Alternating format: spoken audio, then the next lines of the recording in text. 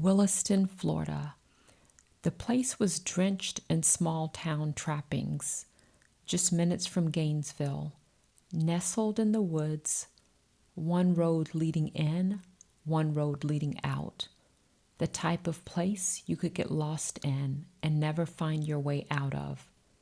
The kind of place you could have your dreams and aspirations stripped from you with you totally unaware. Tall, lumbering trees loomed overhead like divine signs to turn back now and never venture here again. I dreaded venturing to Williston.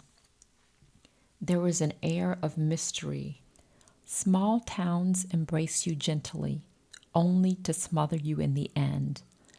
My mother was born September 20th, 1944, in Williston, Florida.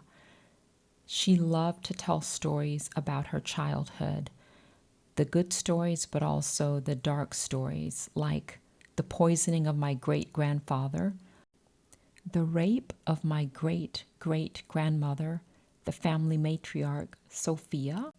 She was raped at age 14 while working as a housekeeper. The owner of the house raped her, which led to the birth of her first son, and he appeared nearly white. Sophia saved her money and went to Tallahassee, Florida to become a respected nurse midwife. When Mom was young, she lived with Sophia. She would walk through town with Sophia, and the white women and black women alike would say, "Hey, Aunt Sophie," because she was the midwife on call who helped them bring their children into the world. Sophia was very popular in Williston. Mom loved to mention that a baby or mother was never lost on Grandma Sophie's watch. And so Grandma Sophia, who we also call Sophie because back then the name was quite interchangeable, was the start of everything and the start of my curiosity about Williston, Florida. At a certain point, you become curious about the ancestors and their contribution. So, as much as I dreaded the idea of returning to a place that was steeped in racism and in darkness, I began to think more about the light, more about Sophia or her daughter, Jenny Beatrice, or her daughter, Martha Elise, or my mother, Clara. And Williston is the place where it all began for these ladies. This was still a very hard decision. Why return to Williston? Mom left Williston in 1966, a very tumultuous time in American history.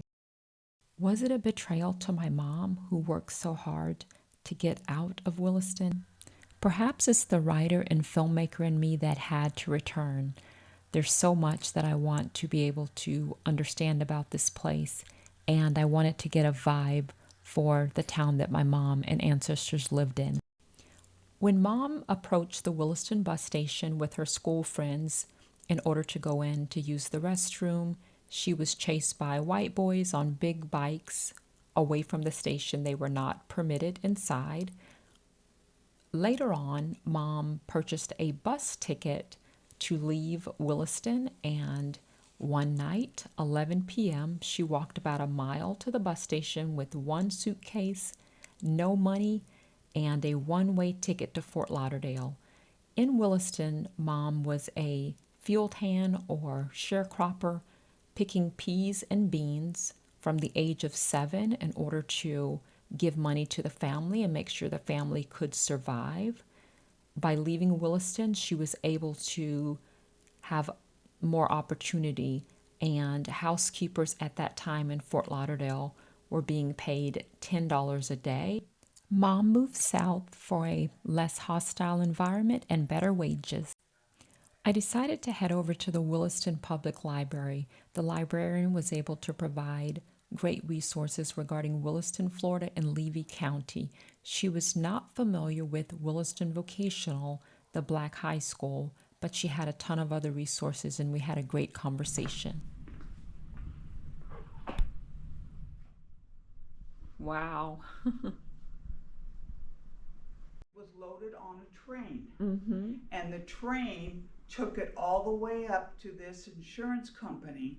And I don't know how they did it, but they loaded it from there to there in the 1930s. The 1930s, wow. This used to be Perkins Bank. It was way too big for it to have been the black school, so. But that's really cool to see when the new high school was proposed. But now that school's gone. Looking into history. Yep.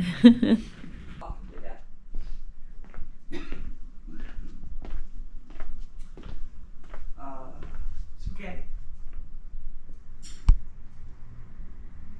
Excuse me, babe. Bless you. Oh, you know how I do. When I start coughing, I choke. So what's going on?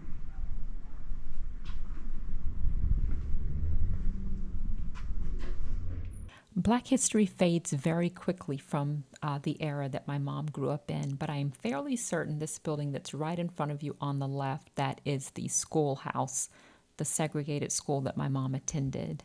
And so I was always happy. I was always happy when time to go to work in the field, and the next day when time to go to school. You know, it was just such a great opportunity. It was just a completely different times growing up in the 40s, the 50s, and the 60s.